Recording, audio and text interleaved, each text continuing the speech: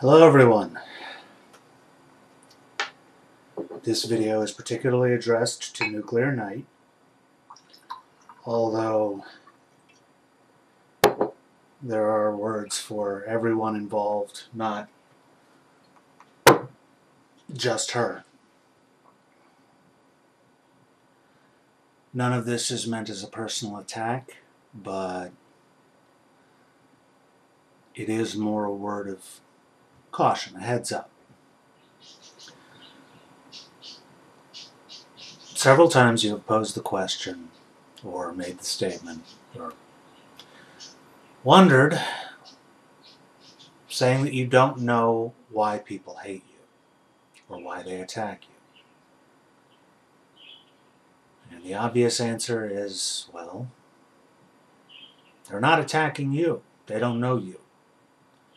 They're attacking a perception that is primarily fueled through what you say and how you say it.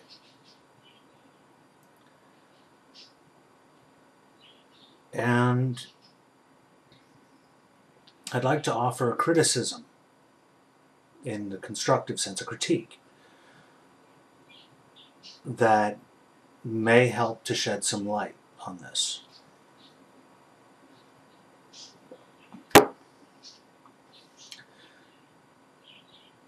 I remember you did a video about dialectical materialism, and trying to explain that. And I left a sort of offhand, I do something similar comment. And your reply kind of troubled me. That particular philosophical tool is an antecedent of the idea that was expressed mathematically by Albert Einstein, relativity. Essentially that not only are there an infinite possible number of viewpoints, but that none of these viewpoints was privileged, in that there was no access to objective truth. Actually, that's a consequence of relativity. And so, when you state that you know what someone else is, or when someone else states they know what you are, that's ridiculous on its face. You can critique a position, but we can never truly comprehend what another person is thinking and feeling.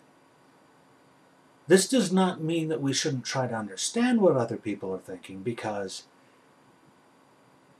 even if your goal is to prevent mass murder, an understanding of why people do mass murders, understand the mindset of a mass murder, is probably the most effective tool you can have in preventing mass murder. If you want to prevent war and bloodshed and conquest, an understanding of what war is. I mean, in my mind, Gandhi was the greatest strategist of the 20th century, because he attacked war. He prosecuted a war at its root. Essentially, civilian logistics writ large, with what we consider war being the pointy end. And therefore to him the least important part. Ada Lovelace looked at drudgery and realized that it was a simple set of repetitive tasks that could be described as a set of instructions and given to a machine that would not suffer the evils of drudgery. It is sometimes understanding that which you are fighting against, or what you're fighting for, is the most important thing you need to do.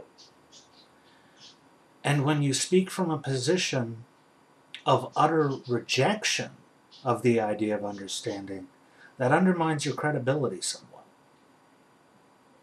especially among skeptics. And I mean that in the general sense, not people necessarily skeptic of you. Second, I realize that this is YouTube, 10-minute videos, a very limited amount of time, and we have a lot to say.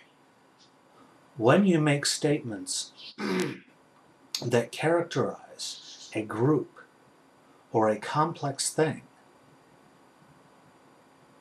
a complex system involving many individuals, when even the human consciousness itself is not a single, discrete thing, and you classify this as good or bad or must be fought, and when people who fall into those groups or who participate in those activities can see from first-hand experience that it is not quite so simple as you portray it, then they're going to react badly to it, because you're not attacking an abstract idea, you're attacking part of their experience and dismissing their experience and their viewpoint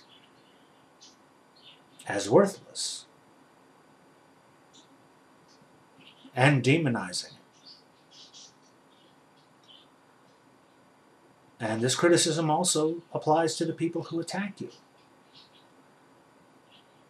Not all of them, because a great many people have tried to say to you what I am now trying to say to you in very rational terms, but I don't know. I don't know all the videos that have been made to you or from you. You know, it's complicated, as are most things.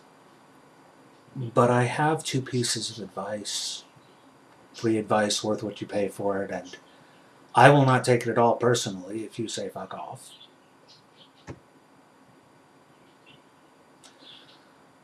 But the first is that there are philosophical tools available to you. There are ways of looking at the world and understanding the people and situations within it that I suspect you are not taking advantage of. And it might be advantageous to you to look at them.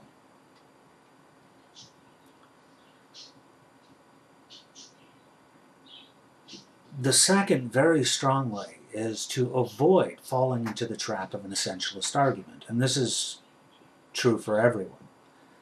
Saying that someone is something, or you are this, or this explains why you are this way, or you're only saying that because.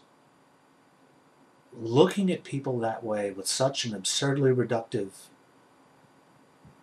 analysis, if you can call it that, is, one, demeaning to yourself and them, and two, is almost invariably incorrect in one degree or another.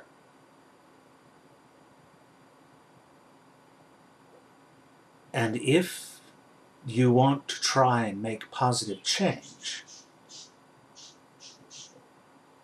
the way to go about it is to not play the same game just wearing the helmets of the other team. If you buy into the propositions, the limiting ideas, the toxic philosophical givens that someone you oppose embraces, you are ceding the ultimate victory to them philosophically. Whatever you build will be part and parcel of what you are trying to destroy.